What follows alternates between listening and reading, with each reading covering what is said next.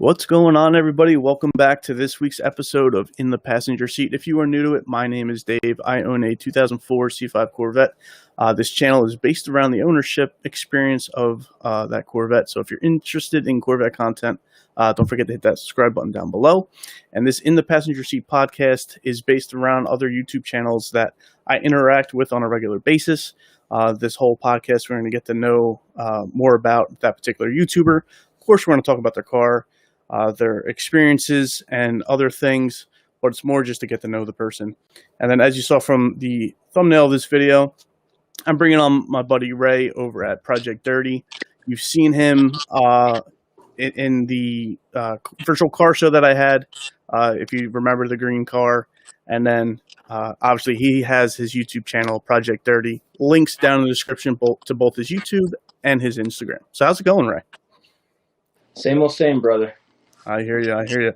So just to give everybody a quick little rundown on what's on the Project Dirty YouTube page and what people can expect moving forward.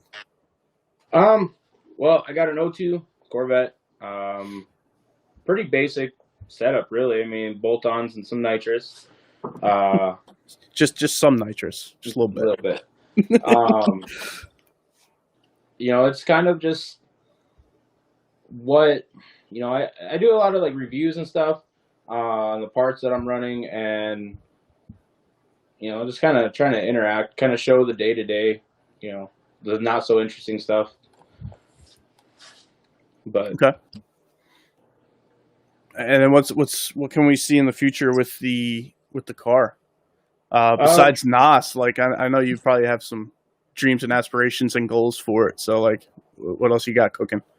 Well, right now content's been a little slow. We're remodeling a house we bought, but I really like to see the car into the 10s this summer. So where's it at right now? Low 11s in okay. the quarter. So and that's going off last year's time. Made some changes. I haven't been on the track. I don't want to be like, oh, it's going to run a 10.4, or anything like that, and not. So no for sure numbers, but it should be there. I get a stall in it and put a bigger pill in the plate, and it'll be there. So yeah, I hear. What besides the bottle, the giggle juice, what else do you have done to it? Headers, intake, and tune. Okay. It's pretty simple. Yep. I mean, realistically, other than the nitrous kit, I got probably less than $1,000 in performance parts. I do my own tuning, so that saves a bunch of money. And it allows me to dial the car in a little more specifically for like weather and track conditions too. Gotcha. But it's all about that. I mean, I have almost a 2.5 second spread between on bottle and off bottle. So, where'd you learn how to tune? I started back in high school. I was super into Hondas, which is kind of on par for my generation, I guess. Blew quite a few up, and it's just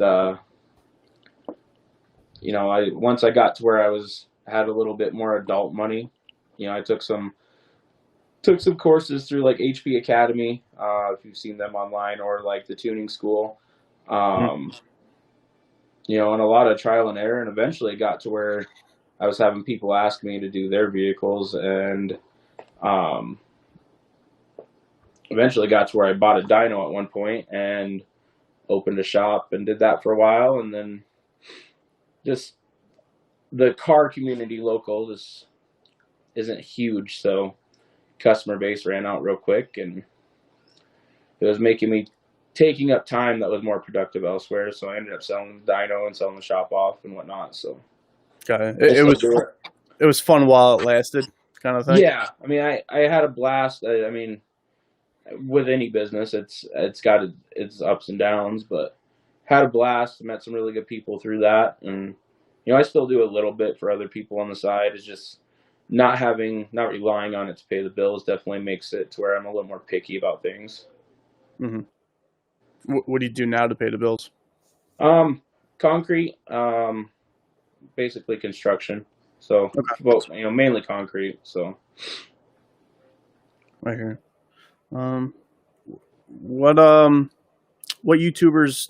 Why did you start doing YouTube? Was there a particular YouTuber that you kind of followed and watched that made you start YouTube, or how'd you end up doing it? so with that, I started YouTube before I even owned a Corvette. Um, if you go back to some of my like super early videos, it was actually while I still had the shop. Um, and it was more of I was just trying to let people see behind the scenes. It's with the performance industry, it's everyone acts like everything's so like tuning, and being able to do this stuff yourself is some kind of like black magic that is all Mm-hmm. hush hush. And I don't look at it like that. I would honestly rather show someone how to do it than do it myself. It's such a finicky industry anymore that it's kind of touch and go. But um, when I sold the shop, I kind of we ended up moving, and I just trying to run a business and work full time and have two young kids at home and a wife, and we just took a few months to kind of focus on um like getting the family all back, you know kind of our focus back on par. And then I ended up posting on my Tahoe because I've always liked like that performance truck scene. Mm-hmm. I started posting a few videos on that, and I think I had like 3 or 4 videos up that was more like LSX truck based. Uh, and then that's when I came across the C5 and picked that up, and I still do a little bit of the LSX truck stuff, um, but the Corvette's kind of taken front seat to all that. So and 2001 Corvette S. What cam do you have? You're just on a stock LS1 cam, right? for now, yeah. For now, okay. How did you get into the cars? Um, Everyone has that story on how we got in. How'd you get in? so I was 10 years old when the first Fast and Furious came out, Okay. which, for someone that's 30 to 35 now, I mean, that's pretty common basis.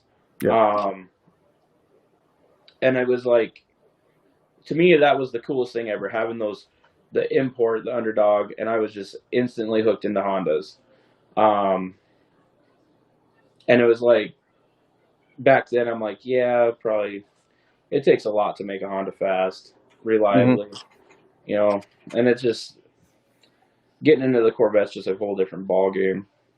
But that's where it was, and young kid, and I've like I said, I've ruined quite a few cars in my day back, way back when, and a lot of cars I wish I still had, but just kind of the name of the game. I think it makes it more interesting, makes you appreciate what you have, and once you are able to take care of something. Mm-hmm. When since you just said you had a bunch of cars that you wish you still had, just rattle off a couple of cars that you did have, and then which ones do you regret getting rid of? Um, so when I was 15, I found a '89 Chrysler Conquest, which I don't know if you're familiar with them at all. The Chrysler Conquest and the Mitsubishi Starion were kind of like the predecessor to like the Eclipse and Talon. Mm-hmm. Um, they rear-wheel drive, factory wide body, had a 2.6 liter turbocharged engine, super rare, and I picked it up and it was absolutely immaculate. I mean, low miles, clean paint, and I picked it up from a tow yard for $300. It was a DUI like tow, and the guy never came and got it. So they're like, "Pay the bill, it's yours." I was like, "Sweet." Mm-hmm. And I did it. Did the typical like mid 2000s, no money. Pinch the wastegate line and cut off the muffler and stuff like that. And one day I was like, well, I really want to learn auto body. I think this thing would be really cool as a convertible. and I cut the roof off. So, Mm-hmm. which How'd that doesn't go? work. Yeah, which doesn't work at all on a unibody with no bracing. So Okay. that car ended up going to the scrapyard. So, um, other than that, like one car I really regret getting rid of is my SRT4 Neon I had. Those even in the vet, there's one guy in around local. He has a big turbo SRT4, and on the highway, it's that those cars can just be scary. Mm-hmm. What made you get into the C5? Um, so I was like, I would have been 6 when they came out, so kindergarten, first grade. Okay. And I remember seeing them, and they, at the time, they were just way advanced. They were just futuristic looking almost. And to a young kid, I was like, that's cool. I had no idea what it was, but I thought it was cool. Mm-hmm. And it's just, now I'm more about trying to make, bang for buck. As you grow up, you kind of realize that you don't need the nicest, newest thing, but the Corvette, it's still a Corvette. And I mean, as most people on here know, the C5 is about the best bang for buck sports car you can get. And it I wasn't really looking for one. I was actually kind of looking for a 5th gen Camaro. And I just came across it, and I was like, cool. Price was right, and went and looked at it. The paint was really messed up on mine when I first bought it, but I knew whatever car I ended up getting, I was going to go do like a custom paint job on, so I was okay with that. And with that, it's just kind of just a chance thing, realistically.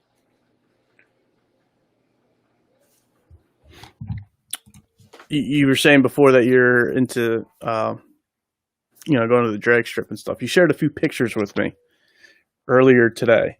Yeah. If I can figure out how to share these, I would love to get these on here.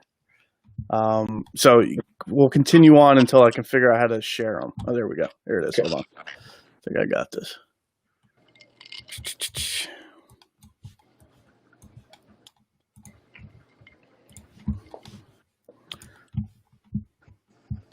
All right. Can we see that? Or no? Oh, here we go.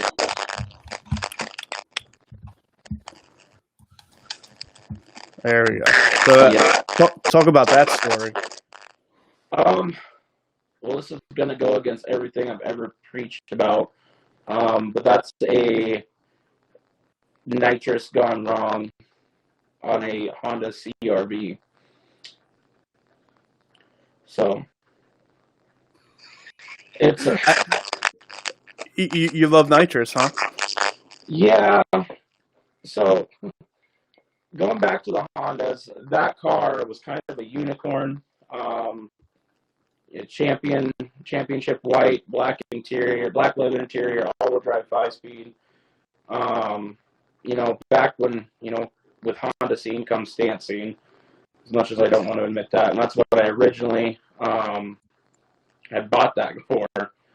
And we were at the drag strip, and I was like, I got enough nitrous parts laying around. We could throw a kit on this. So this was nitrous express bottle. It had an NOS fuel solenoid and nitrous outlet, nitrous. It was just all pieced in parts, and it was very jerry rigged to say the least.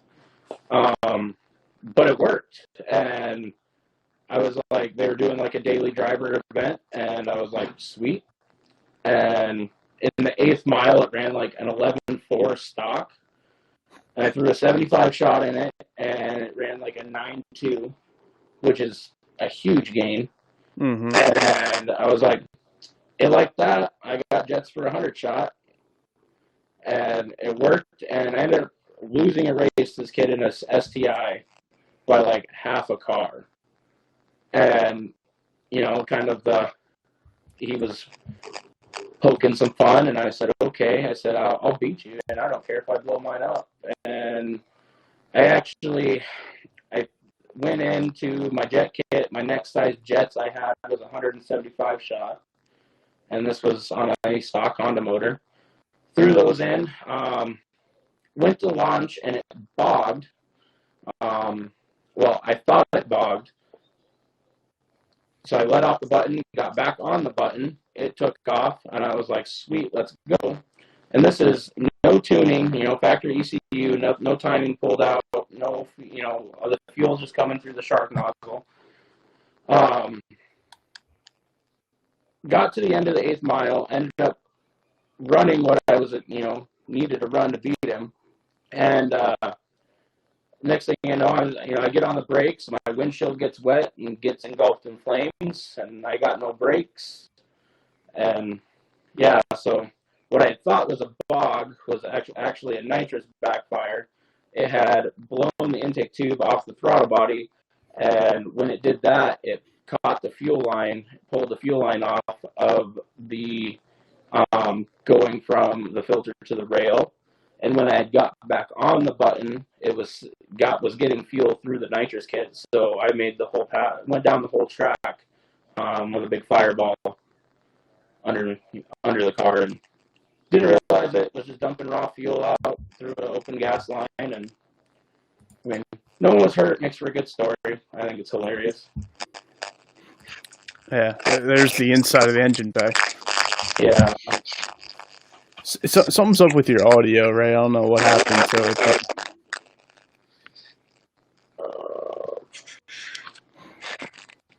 let me see if I can get this to work. Is that better, Dave? At first it sounded better, but now it's all scratchy again. Maybe it's just me sharing the stream. But here, you know what? Let's hide that and that. Yeah, I don't know. Something's wrong there. Yeah, you're really staticky on my end too.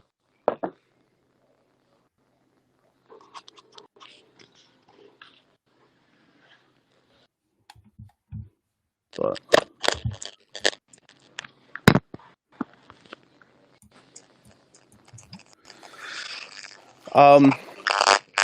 how's the audio for me, everybody? Is it just me, or is it both, or is it just Ray, or is it both of us?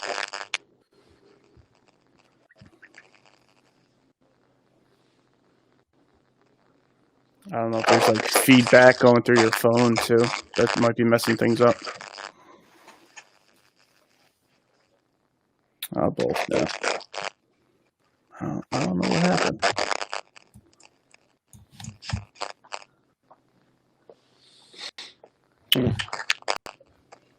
Yeah, I don't know. Shoot, I think that sucks. I'm just gonna hide you and I'll bring you back in. Hold on a second. Are we both staticky guys, or am I good now?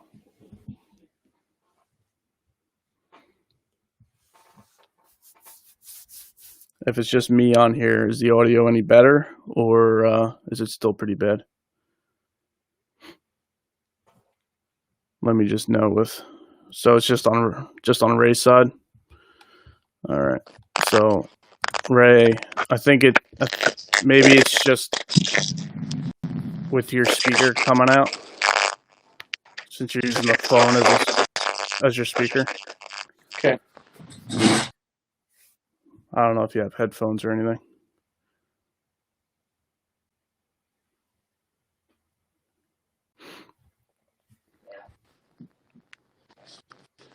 Is that any better, Dave?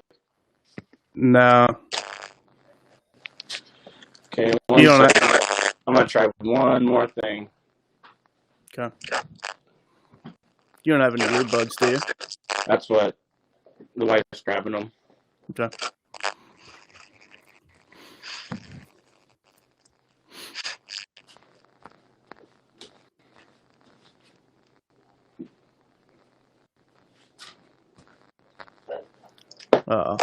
The AirPods. Is that any better?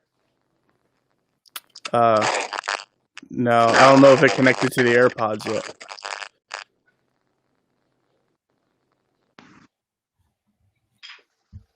All right. Now talk. There's no more static, but I can barely hear you now. Talk again.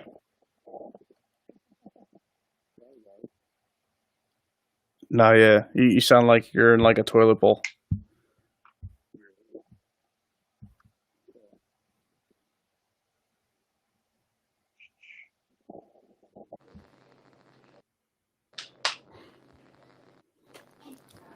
You still there?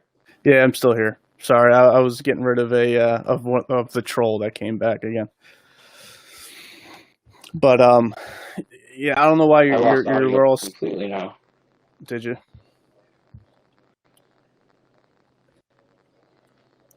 Yeah, I don't know why you're still staticky whenever you talk.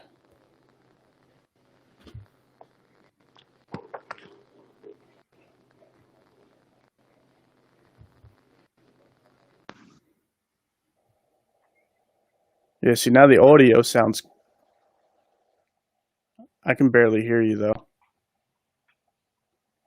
Are in the on the bottom of the screen for your audio input? Make sure you have your new audio input selected. If you know what I mean. On the bottom of the app on your phone.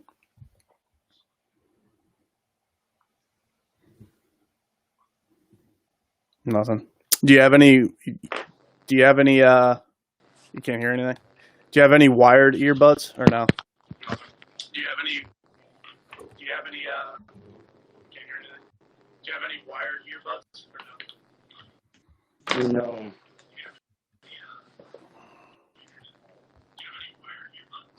Okay.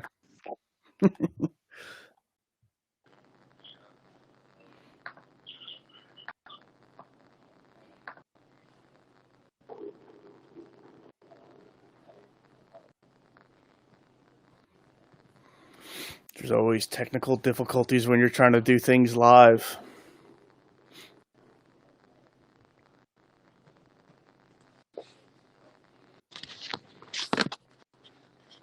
Okay, yeah, that's cool. Yeah, I'll run it until Ray jumps back in. But I just wanted to actually give everybody a little bit of an update. My roof is over here that I picked up a few weeks back. Picked up the transparent roof. I still have not started sanding it, but it's on the sawhorses, so I'm getting closer to sanding that.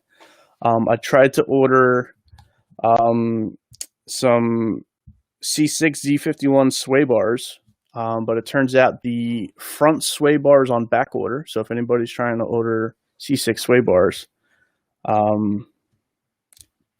on back order. So you're not gonna be able to get the front one for a little while.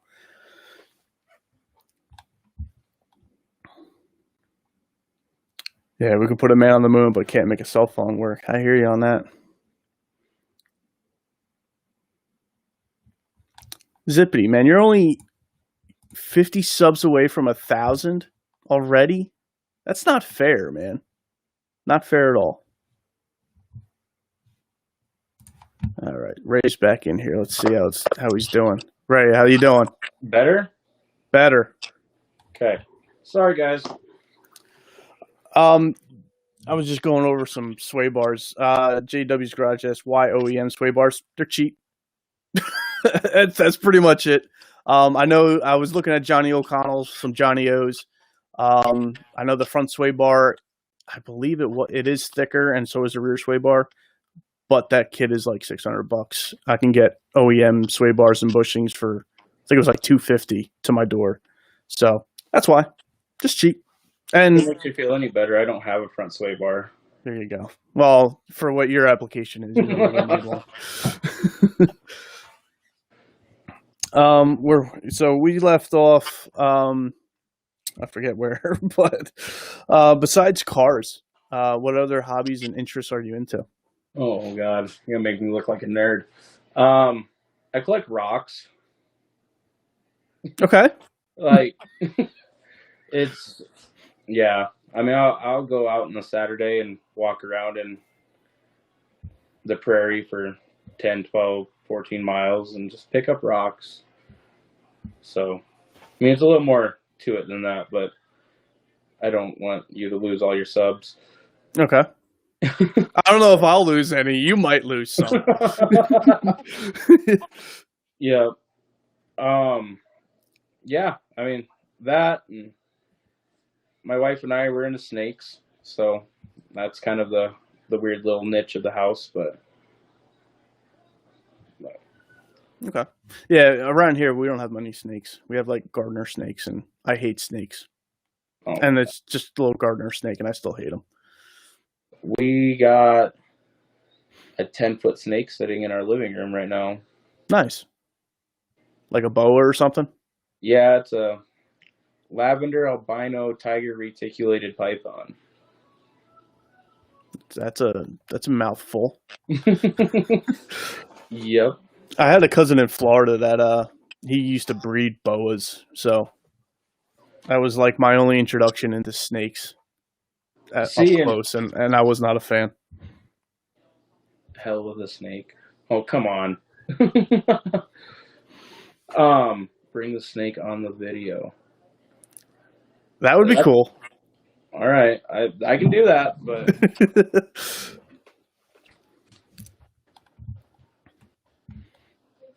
there you go. So now we're getting a whatever the hell kind of python that was onto the channel here.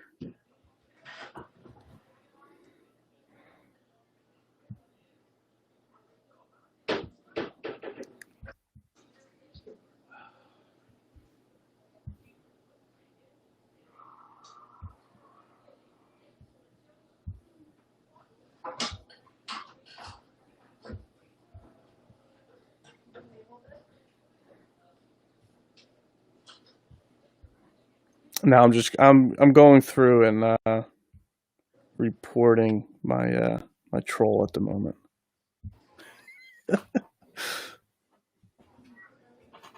Oh yeah, the podcast is getting wild. You're right.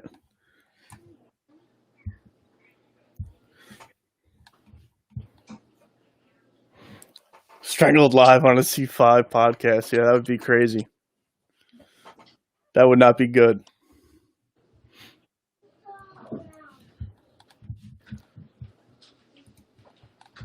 And I you know, I do have my there you go.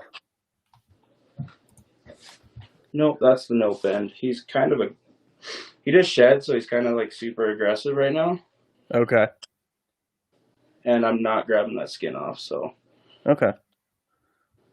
Yep, there you go. Wow, that's a big python, bro. Now you said lavender. I guess the albino kind of takes the lavender out. Yeah, so that's really hard to pick up on camera. He's in the sunlight, he has like almost a purple pearl on him. Okay. But we've talked about getting into breeding them and stuff. There's really big money in these snakes, so it's just they're not the friendliest to have out and go for a walk and stuff. I gotcha. Yeah, somebody mentioned he's yellow just like my car. He would fit well in my car, man. You can send me your address, Dave, and we'll do a play date. No, I'm good. I ain't touching that thing.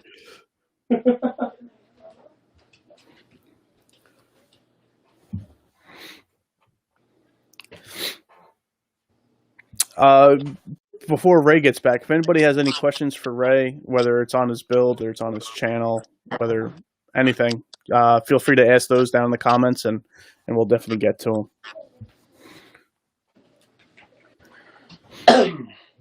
All right. Sorry, guys.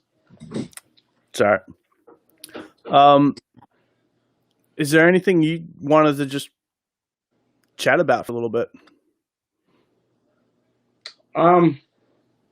Anything channel related, car related, Corvette related?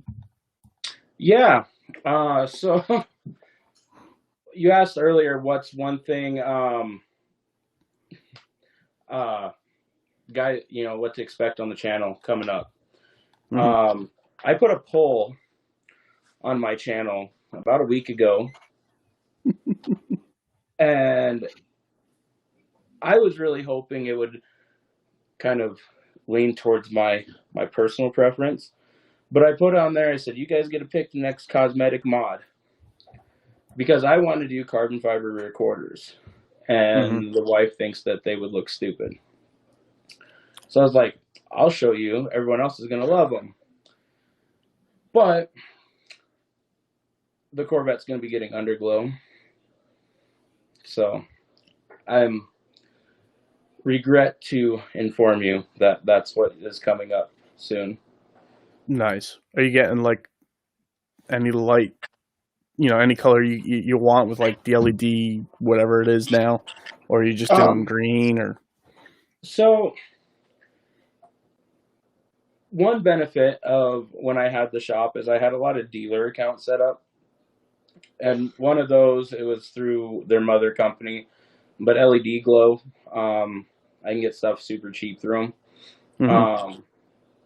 And for what it costs, I'm just going to go with the multicolor, transition pattern, whatever. Just because that's what I've installed in the past. I would imagine that they're the same, but I mean, they're cheap, so. But the people voted. I was really kind of hoping for a flood of votes at 2 a.m. or something, but didn't happen. Okay. JW's Garage had a question. Any thoughts on going boost? On this engine, no. I've kind of shared with Dave a little bit about future plans. I don't like being that guy. It's like, oh, I want to do, this, and this, and then all of a sudden I got a $30,000 shopping list in front of me, and I think that's a little misleading. The Corvette eventually will be boosted, yes. But that is, when that time comes, it's going to be a pretty high-end build. So I want to make sure I have everything, and that way it's not like I got my short block and then 3 months later I got my transmission. I feel like people would lose interest in that. So eventually, yes, the Corvette will be boosted. The LS1, my plans with that, that will be getting a cam coming up soon. But Which if one? it survives this summer before I go to the next stage, the LS1 will actually be going in the Tahoe. Not that it'll be anywhere as fast as the Corvette, but it'll be a little step up from the 5.3. So, gotcha. What cam you looking at putting in there? So it's a custom grind. It's a 636, 642 duration, 600 lift with a 110 LSA. So, I mean, it's a nitrous cam. So gotcha. Let's see. The driver's corner asks, how are you liking the Sparko steering wheel? I love it. If you haven't put an aftermarket, and it doesn't have to be Sparko, just something smaller. If you haven't put an aftermarket steering wheel, as long as you can get by without having an airbag, it completely changes the feel of the car. Yeah. It's the steering wheel is what connects you to the steering wheel and the seats. I'm still on stock seats for now, but the steering wheel and the seats are what connects you to the car, and I think that is money well spent, in my opinion. Toys for Life. I think you just misspoke when you wrong one. On your duration, I think you said like 630, whatever you were saying, but you meant to say 230. 236, 242, 600 lift. Correct. Yeah, you said 636, so I think that's why he was just asking to confirm that. I don't know if Helga's like an actual question or if that's my my troll, but what are your thoughts on the Corvette forum? Never been on it. Okay. Never been on it. I'm on quite a few like the Corvette like Facebook pages. But as far as like the actual forum, they kind of died off before I got to where I was into cars, if that makes sense. I got you. Yeah, there's good information on there for the person that doesn't know anything. But since you come from a little bit of knowledge on how to work on your own cars, You probably don't need them as much, but for the person just getting into Corvettes, I think they're pretty good. I wouldn't go in there and ask a question that's already been asked, 100 times because you're going to get chewed out for it. See, and that irritates the hell out of me too. I mean,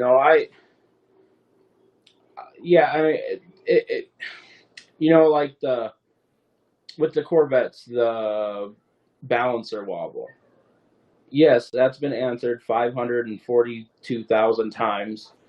But I mean, say you just bought a Corvette and you just joined that page and you hear this, issue that could potentially cost you thousands of dollars if you're having to have a shop do it, and you just bought this car. I mean, I don't see the reason to be so aggressive about, there's guys that just completely rip these dudes apart. Like, it takes the same amount of energy to type out that response as it would be to say, if it's doing this, get it replaced because it can eat into your oil pan and timing cover.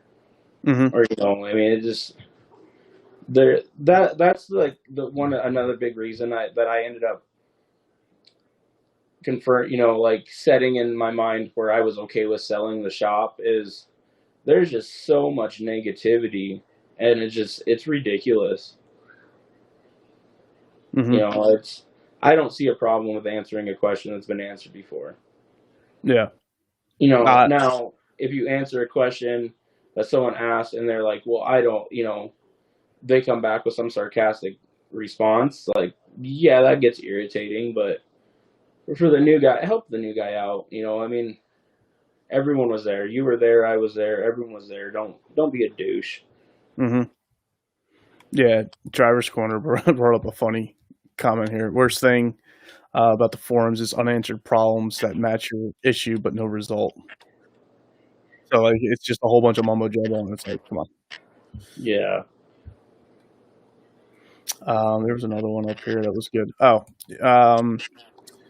John asks, general question: if I throw a 383 stroker in my C5, do I also have to upgrade the trans? Thank you. So I'm going to assume he means like they make 383 strokers for the LS1. Mm. That kind of is a double-edged sword because, in my opinion, if you're doing it, like if you don't already have the engine, a 383 is a waste of money. If you're spending the money for forged internals, just find a 6-liter block, and do forged internals. I mean, you can get a bare block for a couple $100, and then you can go 408. You're already, what is that, 5% more displacement, if my math is right off the top of my head. The biggest, but going to the trans side of that, the biggest thing with the 4L60, and Corvette guys fight this a little more than anyone else, is heat.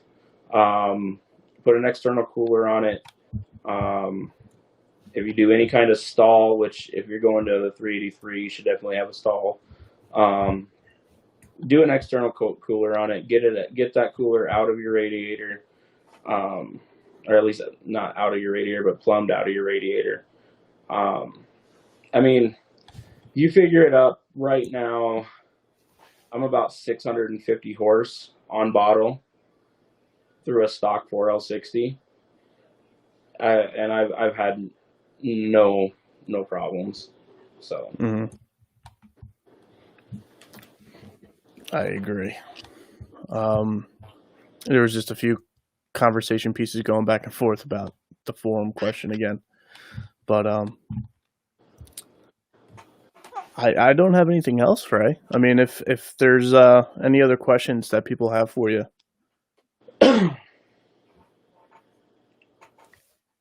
or if there's anything that you want to again bring up that maybe you wanted to bring up that but we haven't talked about. I guess I've been kind of looking for feedback, going back to I don't mind teaching people how to do stuff. I've kind of been thinking about doing like a tuning tech series, like sub-series on the channel. One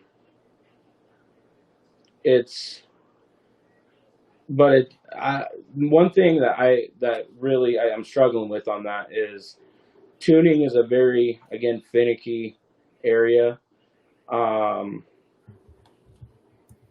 so, just because I do one thing one way and John Doe down the street does it another way, I mean, they both could technically still be right. As the old adage goes, there's 100 ways to skin a cat.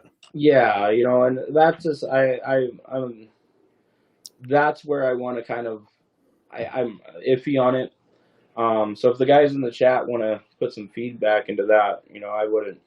I'm not opposed to it. I don't know how to go about it, I guess, without coming across as being rude. Yeah, well, like you said, I mean, YouTube, Facebook, wherever you are on social media, there's always those people that just they have nothing better to do. It's basically it, and they just want to pick something apart just to pick something apart because they hate their life, I guess. I don't know. Yeah. And with tuning, it's weird because, like, what did your car make at the dyno? 386. Okay. So say you message me and you're like, hey, I think there's power on the table. And this is all hypothetical. And I'm like, all right, here, flash this into your car, and I send you a tune, and you make 400 on the same dyno, just in your mind as the customer, who's the better tuner there? The guy that got me more horsepower. Okay. But is the drivability the same? Or the safety. Correct. And that's the biggest thing. That's kind of the whole Project Dirty came from one of my old customers, actually. He had a Ford Taurus show, and I'm not trying to bash him at all. I've made my peace with the situation, but that's where the Project Dirty started with. He had a Ford, one of the new shows, and he was bolt-ons and whatnot, and it was actually his mom's car that he was driving, and she was letting him do this stuff too. And her thing was that she didn't want any issues. So I know that the PTO or the transfer case, or PTU, sorry, basically the transfer case in those cars is weak.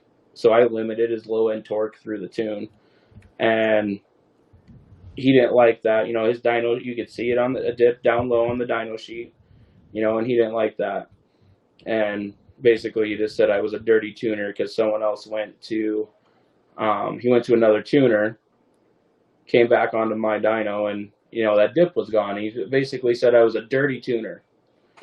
And 3 months later, he took the transfer case out in the show. So, it's not all about that one number. It's how the whole works, what your goals are. I mean, that's it. There's a lot to it, and that's kind of where I'm I won't say real hesitant, but a little hesitant on getting into the, teaching on how to tune, because it is very finicky and it can get expensive real fast if you do something wrong. Mm-hmm. So.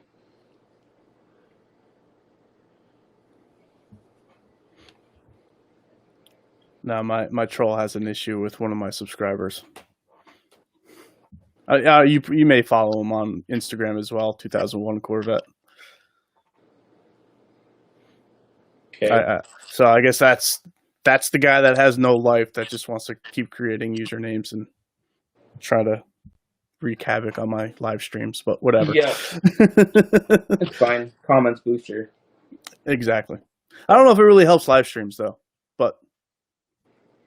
but so I mean, I guess that's kind of up to you guys. If you guys want to see something like that, I'm more than willing to do it.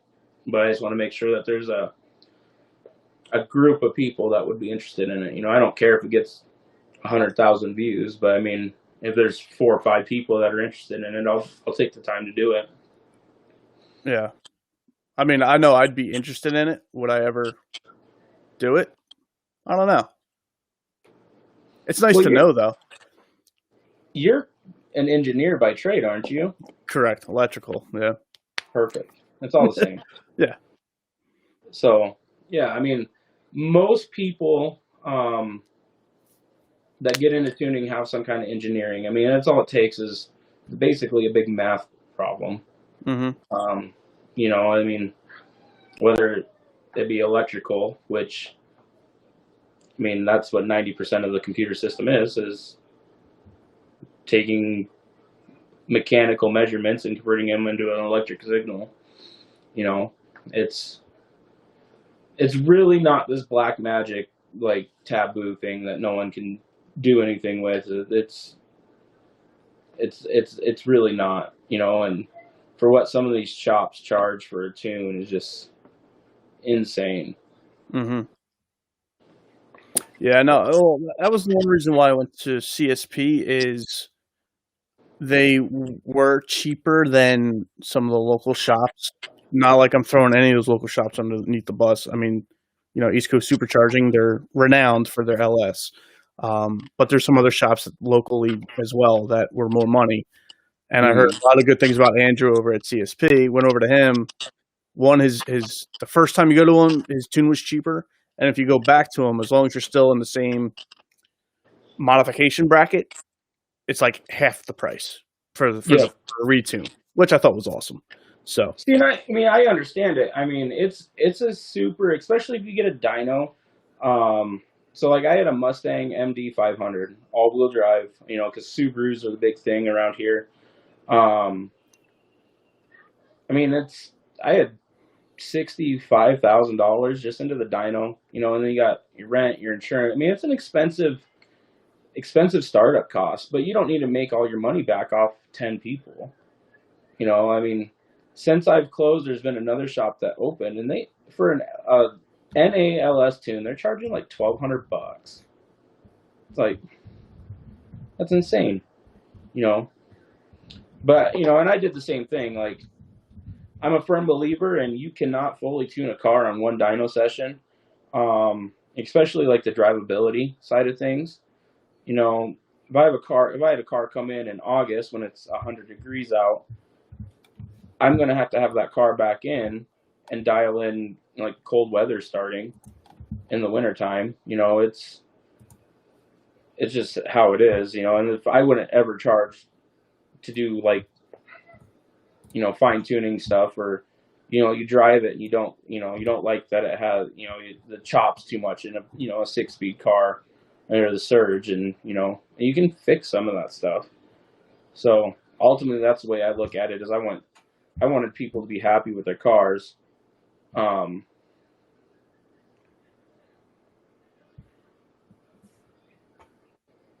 Sorry, I'm reading the comments. that's all right. I mean, ultimately I just want people to be happy with their cars, and it's already an expensive enough hobby. I don't see the reason to try to price gouge. Mm-hmm. I seen Toys for Life. I'm not ignoring you, buddy. He asked what software. That really depends. HP tuners. I mean, the Corvette's tuned on HP tuners. The Tahoe's tuned on HP tuners. For like Subarus, I use Cobb. Honda or K-Tune for your Hondas. I mean, it really varies. Depending on what generation you have versus, you know, like my car being a '02 has a P01 versus like your car being an '04 should have a P59. Dave, there's certain limitations to different generation computers.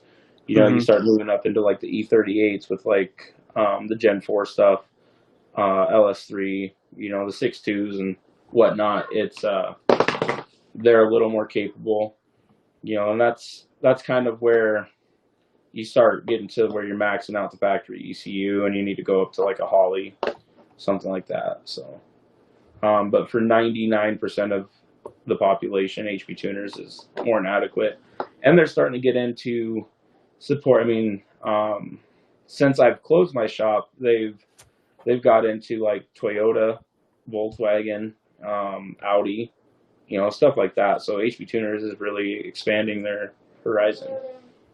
Yeah, I think the driver's corner had a question further up top. I'll bring it onto the screen here. Probably goes into your question or your answer. Are there tuning options for the 97 to 2000 Corvettes for home use? Yeah, you can. HP tuners will we'll support them.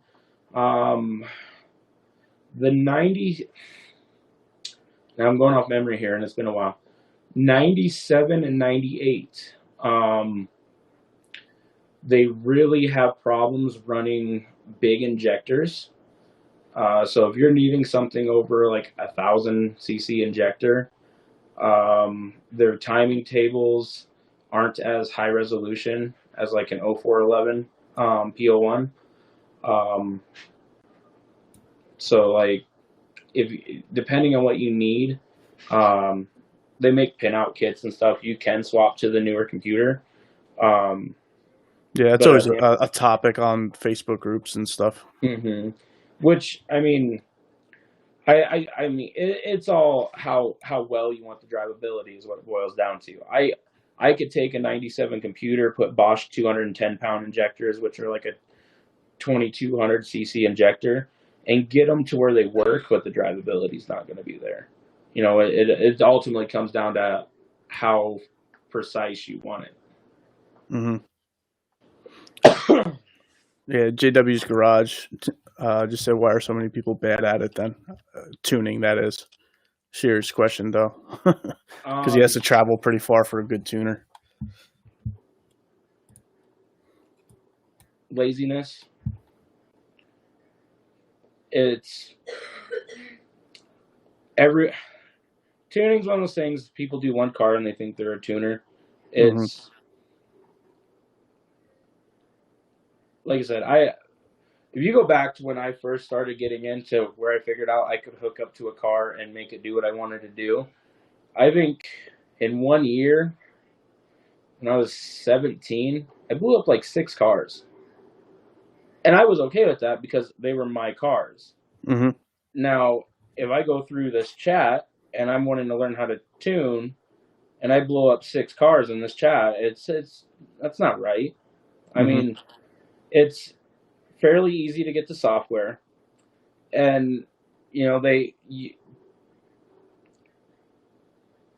start with your own cars.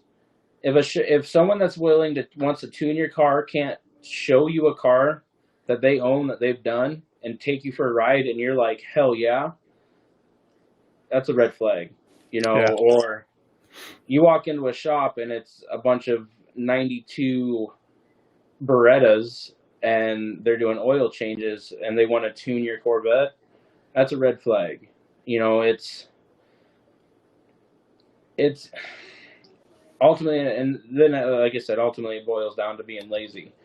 Someone that's really good with a Gen 3 LS can get through an initial dyno tune, couple hours. Someone that's new to them should probably spend a couple days going through everything, and they don't. You know, they want to just in and out the door, and they go off that quantity and not quality, and that's not the right way to go about it. Mm-hmm. Yeah, time is money. Yeah, you know, and yeah, I'm a firm believer of you should never you should never charge for your learning, and you should never learn on a customer's car. You know, it's when I first opened the shop, I had never touched a Subaru in my life, and so I went out and I bought a Forester, and that's what I learned on. Mm-hmm. You know, throw these injectors in it and get them to run right. Throw this turbo on it and get it to spool right. You know, you got to put that investment out there to learn on. You know, and then it was, hey, I'm really good buddies with you. I'm not 100% confident in this. You could get a free tune out of it. You could get a blown up motor, but it's off the clock after hours, and let's try a different scenario. Mm-hmm. You know, it's stuff like that. You know, you never walk into a Mustang shop and ask to throw them an LS. It's just not how it works. It's if they're not comfortable with it, if they're not 100% sure, and especially when you start going from platform to platform like that, there's so many differences, Mm-hmm. Are there any other questions or any other topics anybody wants to bring up? Ray, I just wanted to say thank you. You know, there are no other questions, just wanted to say thank you for jumping on here. We've been, I don't know, going back and forth on this YouTube thing for when did you start with the C5 stuff? Probably over a year ago, right? I bought the Corvette December of 2019, so a little over a year. Yeah. I think because I remember when I had found it, you and Scott were the first two Corvette channels I kind of came across. And then, then I went and looked at it and bought it and whatnot. And I was like, hey, I think I'd messaged you on Instagram originally or something like that. And I was like, hey, what do you think of this? And you're like, yeah, man, go for it. So awesome. I'm glad I responded. I try to respond to everybody that asks me questions. But yeah, no, it's a little over a year. So okay. Just seems to be a common talk. Is he talking about the tuning still? I think so. So I guess with that, JW, I guess, I mean, what are you running into? Like, what issues are you running into? Just like shady shops or what? I know he's got a pretty impressive C5. He's got a channel. I think he has a little bit of the C5 on there. So I would check him out. But his C5's, I forget how much it's pushing, but like 700 horsepower or something. So it's an impressive car. Yeah. Tuning, yes. Okay. Well, I'll tell you what. If you want to message me on Instagram, that's probably about the easiest way to get a hold of me. If you got any issues or questions about other people's work, I'll tell you if it's good or I'll tell you if it's bad. I mean, the LS computers specifically,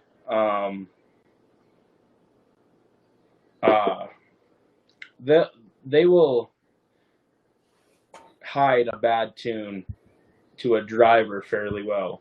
There's a lot of correction built into these ECUs, so they will do a lot to try to hide a bad tune, if that makes sense.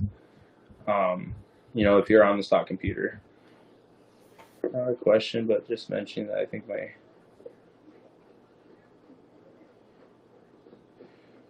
all depends on RTM. All depends on what year your C5 is. I'm a firm believer of get it out. So that's actually, I don't know. If you ever turn the traction control and stuff off, you're essentially deleting it anyway. So get it out. Yeah, it's a 2004. Those you can resolder those. But it all depends on what code you're getting though too, because depending on the code, it may not be that issue. It may be something else. I forget the number, like 1214 or 1218. I forget the number, but that's the one that you just have to resolder the 5 points. So you just have to break it open and resolder it. But but first see what the codes are. When you do have the issue, and that'll point you in the right direction on what to do. But yeah, no, thanks for having me on tonight, Dave, and sorry about the interruption through the middle of it, but I don't know what that was about, but that's what happens when we do these things live. We're gonna have some hiccups here and there, so if we film this separately and then uploaded it, we could have edited all that out, but then we're losing a little bit of the engagement. So but I just want to, like I said, thanks, Dave, and anyone that watches my channel, thanks for watching my channel. Sorry the content's been a little slow. We've had a lot going on in personal life, and you know what they say, happy wife, happy life, right? So but JW's just brought up a good point too on the EBCM. Usually it's his ABS wheel sensor issue. So again, it goes back to what codes you have. Just make sure you look them up and see which code it actually is. Driver's corner. I was close to swapping to an MSD Atomic. Oh, where'd it go? I worked some magic on that before on the LS RX-7? I've never had any experience with that atomic. I think that intake manifold looks really good, but I also think that's really not the right reason to pick an intake manifold. But scare. I think that's it. Okay. So again, Awesome. Ray, thanks for jumping on. Yep. And I'll see who I have on next week. I don't think I actually reached out to anybody yet, but I will be reaching out to somebody here in the next few days. And we'll have somebody on for next Tuesday. So thanks again, everybody that did jump on and watch this live. And if you're watching the replay, any comments you have for Ray, head on over to his channel and check him out. Again, links in the description for all of his social medias.